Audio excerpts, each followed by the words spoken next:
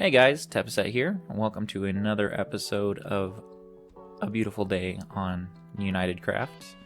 And today, we're going to start things off back over here in the shopping district. So the last episode left off with this being unfinished. It's still a little unfinished, but we got that fuse in there. I think that works pretty well. Then if we go up in here, we got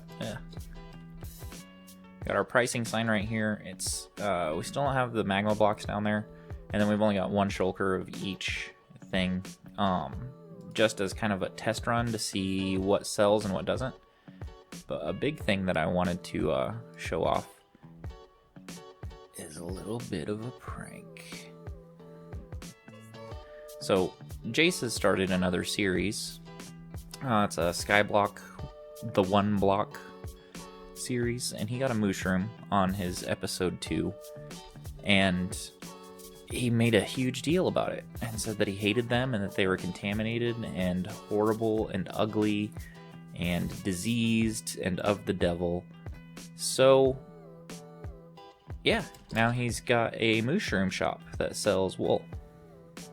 I didn't really go completely to town on it. I did buy all of the wool for this from his shop right here, and yeah, I can't wait to see what he thinks about it.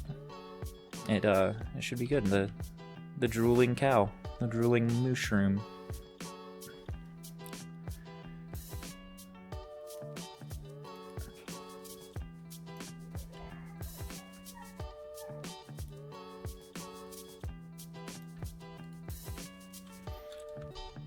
Welcome to the Mega Mushroom. There we go. Final touch done. It's going to be beautiful. I really am kind of excited to see what his reaction is for this. But yeah.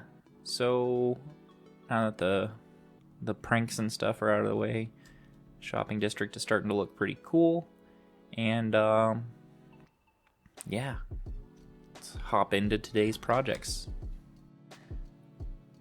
Alright guys, so I am on top of my storage facility right now, over on the Mushroom Island, and I think for this episode's project we are going to get a sustainable source of food. That's right, all these mushrooms are going to end up in a farm over here that will continuously, in the background, with no interaction from me, get beef and leather. And then we can use that leather, maybe sell item frames in the market, or maybe we can just set up a leather working villager and get some emeralds for free. Either way, I'll welcome whatever I can, especially because this beef's going to be cooked automatically. So I can just go there, open up a chest, grab a stack of food. It's ready to eat, ready to go. So I've got a couple ideas, and I've decided that I'm going to hop over into creative. This is the area I have marked out for the building. So the building's going to be this big, hopefully, roughly. And then I'm going to see if I can design a farm that utilizes their spawn mechanics and maybe water or something, some water streams and dispensers, to push them into some lava and automatically cook and kill them. So yeah, let's hop over into creative real quick and see what I can come up with. Okay guys, so over here in creative, as you can see we got some babies in here, which this design is actually working out pretty well for like conserving as many as possible, because you don't get any drops from them when they die. So, but I mean, obviously we just got some spawning platforms here that are really well lit up, because they have to have like light level 11 or higher and be on grass or mycelium. So we've got some platforms of grass, and what would happen is, as things are spawning in here, and if this is the only space for them to spawn, which eventually it will be, it'll work out pretty well, because we'll just get a ton concentrated in, and then when that timer goes off, it'll send them down here. It misses a couple, but it is what it is. And then they all fall down in here, They fall through the lava in these water streams, and then they come down here, and the chest fills up with steak and leather. So it won't be a perfect system, but it will do a lot just on its own. You know, just kind of running in the background, doing its thing. And that's exactly what we want. So yeah, I think we're gonna, and then for the return pad, all we got is an observer right here, so it detects when this observer gets down there, and then it powers the redstone dust behind it, which powers the block, which sends it right back on its way. It's super simple return pad, and this is just running off of a hopper clock and an observer for a single pulse. And then when this one gets powered, this observer sees it, this observer sees that, powers this, sends it on its way, just like that. So I think we're probably going to set this timer in the world. We'll set it for much longer. We'll probably do 5 stacks of 64. That way it gives it plenty of time. It's not running non-stop all the time, and I think that'll work out pretty well. Alright guys, so we are here at the future mushroom farm. We've got one flying machine installed with a return circuit and one floor installed, and almost all the mycelium has grown in. Just fly up, get you a good view from the outside of what we're dealing with for right now. So it's pretty ugly, but I mean, it is what it is. So all I did down there was I did like a cross pattern with mycelium and then a grid around the outside, and then it all has for the most part spread in on its own. We've got the light levels all covered. Should be able to show you the flying machine. There it goes, does its thing, sweeps all the way down there, and then it should return. No hitches at all. Yep. It's gonna come back to dock right there.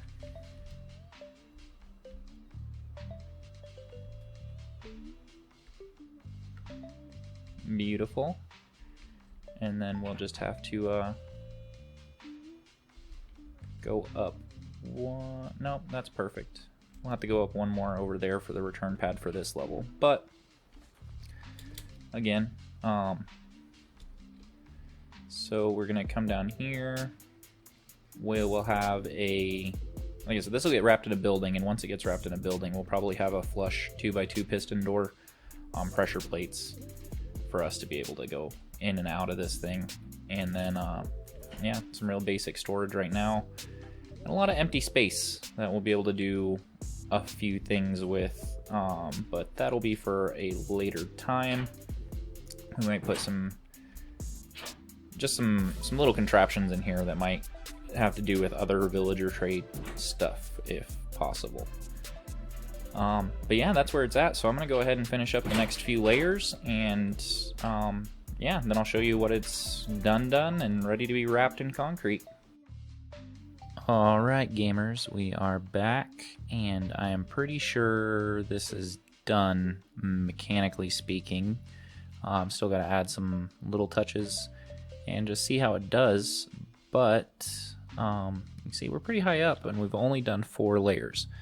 Now I might add layers later on, but all the flying machines are in, the clock is installed, everything's firing like it should. Like I said, we still don't have any lava down here, signs, water, or anything like that, but we got a pretty monumental task of clearing out all the mycelium. See, it's growing back so quick. I had this whole area, that whole line right there. That was a hard line. Now, so yeah, in between episodes, I'm gonna have to clear all this off. Yeah, seeing all of them running and doing their thing. And, but yeah, I think for the most part, this should be good. So once I get all that cleared off, we'll see how many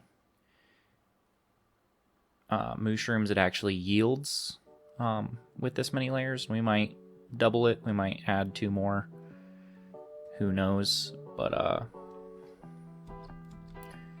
as of right now, everything's identical on every layer. I think it's all looking pretty good. So probably just leave it alone. Like I said, there's so much mycelium on this island. It is ridiculous. That is a monumental task in itself, clearing all that out.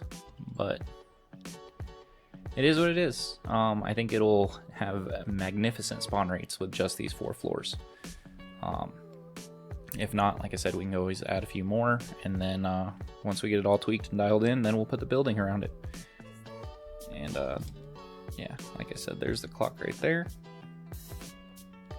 And the building's going to be a scotch bigger than I originally anticipated, because we got to fit all this stuff on the backside in. But I mean, that's literally like, you know, a block difference.